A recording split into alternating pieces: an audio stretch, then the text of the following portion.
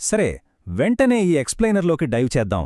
మనందరికీ ఎప్పుడో ఒకప్పుడు అనిపించే ఉంటుంది కదా, సైన్స్ వాళ్లు పెట్టిన ఈ ఖచ్చితమైన కొలతల రూల్సేంటి, మన సొంత లాజిక్ ఏంటి అని.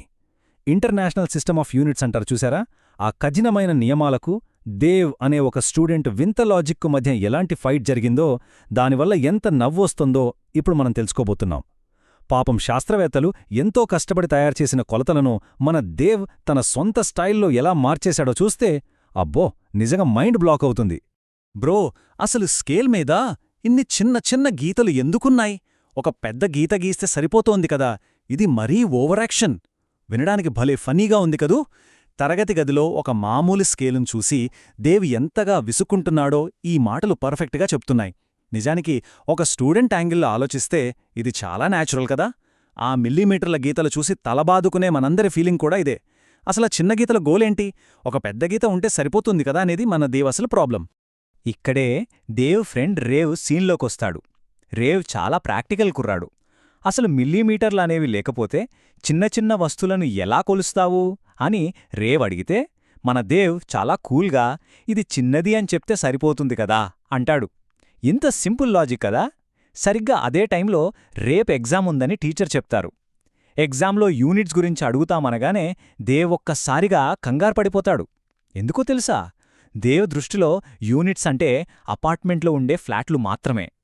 ఆ తర్వాత ద్రవ్యరాశి, అదేనండి బరువును కొలవడానికి మనం కిలోగ్రాములు వాడతామని రేవ్ సీరియస్గా వివరిస్తుంటాడు. అప్పుడు దేవ్ బుర్రలో ఒక క్రేజీ ఐడియా వస్తుంది. అంటే ఇప్పుడు నేను 5 సమోసాలు తింటే నా బరువు 5 కిలోగ్రాములతో సమానమవుతుందా అని మహా అమాయకంగా అడుగుతాడు. చూశారా, ఒక పక్క ఖచ్చితమైన సైన్స్, మరో పక్క ఫుడ్. ఈ రెండింటికీ లింక్ పెడుతున్న దేవ్ ఆలోచనా విధానం ఎంత వెరైటీగా ఉందో. ఇక్కడ అసలైన హైలైట్ ఏంటంటే, దేవ్ తీసుకొచ్చిన ఆ గందరగోళమైన సమోసా సిస్టంకు రేవ్ ఇచ్చిన అదిరిపోయే కౌంటర్. రేవ్ ఎప్పుడూ పక్క లాజిక్తోనే మాట్లాడతాడు కదా. కేవలం 5 సమోసాలు తిన్నంత మాత్రాన బరువు 5 కిలోలు పెరిగిపోదు కదా బ్రో, నువ్వు ఏకంగా ఒక సమోసాగా మారిపోతే తప్ప అది సాధ్యం కాదు అని రేవ్ చాలా డెడ్ ప్యాన్ ఎక్స్ప్రెషన్తో వ్యంగ్యంగా ఆన్సరిస్తాడు.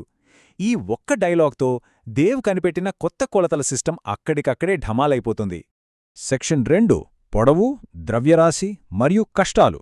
ఇప్పుడు స్కూల్ నుంచి ఇల్లు అనే మరో ల్యాబ్లోకి షిఫ్ట్ అవుదాం. సాయంత్రం స్టడీ అవర్ మొదలైంది. అసలు ఫిజిక్స్లోని ఆ బేసిక్ యూనిట్లను దేవ్ తన సొంత పద్ధతిలో ఎలా రీడిఫైన్ చేయడానికి ట్రై చేశాడో చూద్దాం. అఫీషియల్ కొలతలకు మన దేవ్ స్టైల్కి మధ్య ఉన్న తేడా ఇక్కడ భలే ఫన్నీగా ఉంటుంది. బుక్లో పొడవులు మీటర్లలో కొలుస్తారు అని చదవగానే దేవ్ తన గదిలో ఒక పెద్ద బద్దకపు అడుగు వేసి ఇదేరా 1 మీటర్ అని ఫిక్స్ అయిపోతాడు. దీనికి మనం దేవ్ స్టెప్ అని పేరు పెట్టొచ్చు. ఈ దేవ్ స్టెప్ అనేది కాన్స్టెంట్ కాదు సుమా. ఆ టైంలో దేవుకున్న మూడ్ను బట్టి, బద్ధకాన్ని బట్టి అది ఇష్టమొచ్చినట్లు మారిపోతూనే ఉంటుంది. వీడియో కాల్లో ఇదంతా చూస్తున్న రేవ్ అయితే పాపం షాక్ అవుతాడు. వ్యక్తుల మూడ్ని బట్టి మారిపోయే ఇలాంటి సొంత కొలతలు వాడటం సైన్స్లో ఏమాత్రం కుదరదు అని రేవ్ గట్టిగా వాదిస్తాడు. దాన్ని ప్రూఫ్ చేయడానికి ఒక సాలిడ్ పాయింట్ లాగుతాడు. ఒకవేళ ఒక పెద్ద రాక్షసుడొచ్చి అడుగు వేస్తే దాన్ని కిలోమీటర్ అంటామా ఏంటి అని లాజిక్ తీస్తాడు. ఈ యొక్క సరదా లాజిక్తో వ్యక్తిగత కొలతలు సైన్స్లో ఎందుకు వర్కౌట్ అవ్వవో మనకు ఇట్టే అర్థమైపోతుంది కదా. సరే, ఇప్పుడు మళ్ళీ ద్రవ్యరాశి విషయానికొద్దాం. ద్రవ్యరాశికి యూనిట్ ఏంటి అని రేవ్ అడిగినప్పుడు దేవ్ కూడా కరెక్ట్గానే కిలోగ్రామ్ అని ఆన్సరిస్తాడు. అంతా బాగానే ఉంది అనుకునేలోపు మరి నీ స్కూల్ బ్యాగ్ బరువెంతుంటుంది అని అడిగితే మనోడి ఏకంగా 1000 కిలోగ్రాములుంటుంది అని ఏమాత్రం బెదరపుండా చెప్తాడు. ఇక్కడ క్రూషియల్ పాయింట్ ఏంటంటే రేవ్ ఒక విషయాన్ని రియలైజ్ అవుతాడు. దేవ్ కొలుస్తున్నది బ్యాగ్ అసలు బరువును కాదు, రోజూ అంత పెద్ద బ్యాగును మోస్తూ తను పడుతున్న ఎమోషనల్ పెయిన్ను, ఆ బాధను కొలుస్తున్నాడు అని రేవుకి అర్థమవుతుంది. నిజం చెప్పాలంటే ప్రతిరోజూ బరువైన స్కూల్ బ్యాగ్ మోసే ఏ స్టూడెంట్కైనా సరే దేవ్ చెప్పిన ఈ 1000 కిలోల లాజిక్ 100% కరెక్ట్ అనిపిస్తుంది కదా. ఇక సమయం, టైం విషయానికొస్తే దేవ్ లాజిక్ ఇంకో లెవెల్లో ఉంటుంది. ఒక స్టూడెంట్కి టైం ఎలా గడుస్తుందో ఇక్కడ పర్ఫెక్ట్గా తెలుస్తుంది. అసలు ఇంట్రెస్ట్ లేని, బోర్ కొట్టే ఒక క్లాసేమో ఏకంగా 100 సంవత్సరాల్లాగా సాగిపోతుంది. అదే ఎంతో ఇష్టమైన లంచ్ బ్రేక్ మాత్రం జస్ట్ అలా 2 సెకండ్లో అయిపోయినట్టు అనిపిస్తుంది. వావ్, ఈ మూడ్ బేస్డ్ లాజిక్తో ఎట్టకేలకు నాకు సైన్స్ అర్థమైపోయిందిరా అని దేవ్ తెగ సంబరపడిపోతాడు. 3వ సెక్షన్, తరగతి గదిలో వాస్తవం. సరే, మరుసటి రోజు స్కూలుకు వెళ్ళాక క్లాస్రూమ్ వాతావరణం ఎలా ఉందో, దేవు కనిపెట్టిన ఈ వింత లాజిక్ క్లాస్లో ఎలాంటి రిజల్ట్ ఇచ్చిందో ఇప్పుడు చూద్దాం. క్లాస్లో టీచరు పొడవుకు ఎస్ఐ యూనిట్ ఏమిటి అని అడగగానే దేవ్ చాలా కాన్ఫిడెంట్గా లేచి నిలబడతాడు. అధికారికంగా అయితే అది మీటర్ అండి, కాని నేను మాత్రం వ్యక్తిగతంగా నా దేవ్ స్టెప్ వాడతాను అని క్లాస్ అందరి ముందు గర్వంగా చెప్తాడు. 3 బద్ధకం పైన ఆధారపడి ఉండే ఆ దేవ్ స్టెప్ డెఫినిషన్ వినగానే క్లాస్ అంతా పగలబడి నవ్వుతుంది. పాపం టీచర్ కూడా ఏంటి వీడి క్రియేటివిటీ అని ఆశ్చర్యపోయి ఓపిగ్గా చూస్తూ ఉండిపోతారు. Fail step confirm. సరిగ్గా ఆ ఆన్సర్ వినగానే పక్కనే ఉన్న రేవ్ ఫాస్ట్గా చాలా మెల్లగా గుసగుసలాడిన మాటిది. దేవ్ పరిస్థితి చూస్తుంటే రాబోయే ఎగ్జామ్లో వాడు ఫెయిల్ అవ్వడం పక్కా అని రేవ్కి క్లారిటీ వచ్చేస్తుంది. తన వింత లాజిక్ల వల్ల దేవ్ అకాడమిక్గా ఎంత డేంజర్లో ఉన్నాడో యొక్క చిన్న డైలాగ్ మనకు భలే ఫన్నీగా చెప్తుంది. ఆ వెంటనే టీచరు టైంకి ఎస్ఐ యూనిట్ ఏంటి అని రేవ్ని అడుగుతారు. దానికి రేవ్ అఫీషియల్ ఆన్సరేనా సెకండ్ అని కరెక్ట్గా చెప్తాడు. కాని దేవ్ ఊరుకుంటాడా? వెలకాలే మెల్లగా గుసగుసలాడుతూ దాన్ని కరెక్ట్ చేస్తాడు. తన సిస్టం ప్రకారం టైంకి యూనిట్ ఏంటంటే ఎప్పుడెప్పుడు స్కూల్ బెల్ కొడతారా అని ఎదురుచూడటం అంటాడు.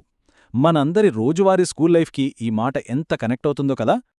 ఇక మన లాస్ట్ సెక్షన్ గందరగోళాన్ని అధికారికంగా మార్చడం. ముగింపుకొచ్చేస్తున్నాం.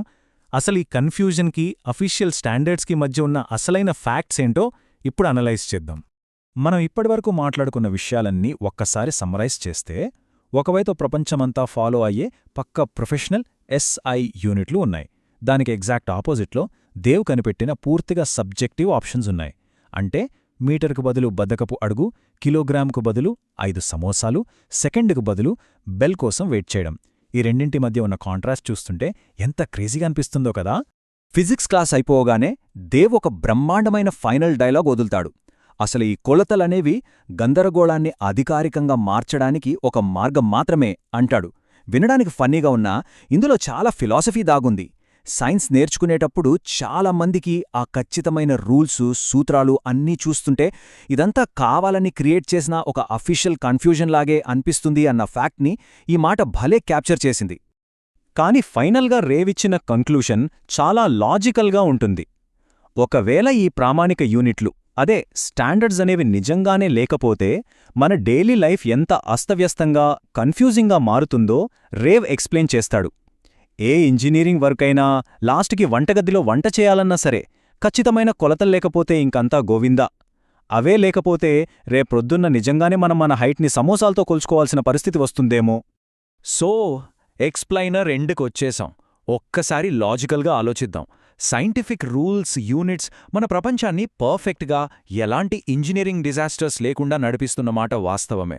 కానీ మన దేవ్ చెప్పినట్లు ఎత్తును, బరువును ఇలా సమోసాలతోనో బద్దకపు అడుగులతోనో కొలవటం వినడానికి చాలా సరదాగా ఉంటుంది కదా. ఒక పక్క ఖచ్చితమైన సైన్స్, ఇంకో పక్క మన ఇష్టమొచ్చినట్టు ఊహించుకునే ఆనందం. ఈ రెండింటి మధ్య జరిగే టగ్ ఆఫ్ వార్ ఎప్పటికీ ఇలాగే ఇంట్రెస్టింగ్గా ఉంటుంది. సరే, మీ బుర్రకి మేతగా ఈ థాట్ని ఇలాగే వదిలేస్తున్నా. మళ్ళీ మరో ఎక్స్ప్లెయినర్తో కలుద్దాం.